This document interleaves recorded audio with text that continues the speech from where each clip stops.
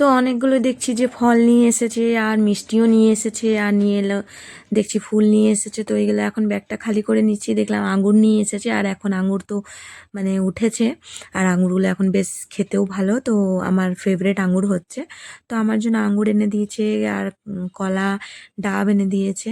তো এখানে আমি ফলগুলো সব রেখে দিলাম আর আঙুরটা এখন একটু জলে দিয়ে রেখে দেবো, তাহলে ভালো হবে।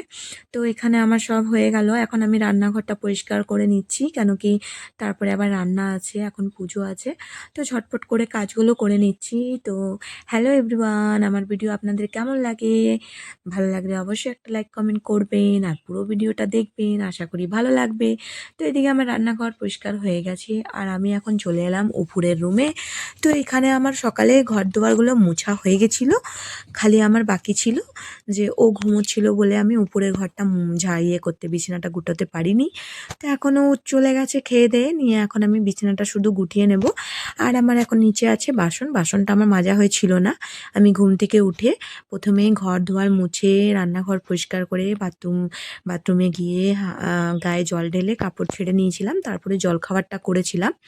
তো ওর জন্যই আমার মানে ঘর দুয়ারগুলো আগে পরিষ্কার করা হয়ে গেছিলো। এখন শুধু বিছানা টিছানাগুলো ঝাড়বো আর চাদরটা অনেক দিন ধরে নোংরা হয়ে আছে, ভাবছিলাম কাচবো কাচবো করে তোলা হচ্ছিল না। তো আজকে কেচে নিলাম, আজকে তুলে নিলাম, কাল কাচবো, আজকে কাচবো না, কারণ আজকে কাচলে আমার আরও লেট হয়ে যাবে। তো কালকে আমি সকাল সকাল যখন ভোরে উঠবো তখন সকালে কেচেই মেলে দেবো, রোদটা যাতে না লাগে গায়ে, কেন কি ওখানটাতে প্রচুর রোদ হয়ে যায়। এখন আর আমি কাচতে পারবো না। এখন বাসন মাজার সময় দেখুন দেখুন কত রোদ উঠে গেছে আর আমার এখন একদম ভালো লাগছে না। এখন 11টা বাজে, তাতেই মনে হচ্ছে যেমন মনে হচ্ছে 2টো বেজে গেছে দুপুরের, যে এত রোদ।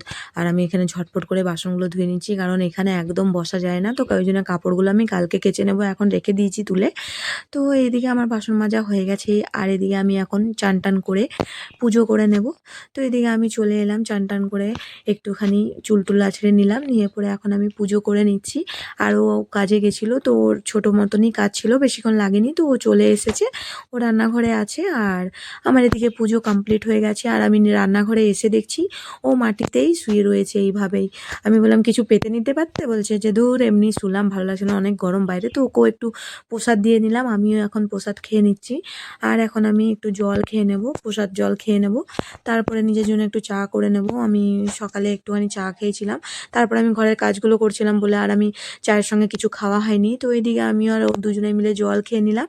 তো জল খেয়ে তো আমার চুড়িদারটাতে অনেকটা জল পড়ে গেছিলো, তো আমি চুড়িদারটা ছেড়ে নিলাম। আর এদিকে আমি ঝটপট করে এখন রান্না বসিয়ে নিচ্ছি। তো আমার ভাত বসানো হয়ে গেছে আর এদিকে আমি আজকে মুগ ডাল করব, কারণ আমার মুসুরির ডাল শেষ হয়ে গেছে। আর আমি ভেবেছিলাম যে আছে, কিন্তু দেখছি যে নেই। তাহলে আমি এখন ঝটপট রান্নাগুলো করে নিই।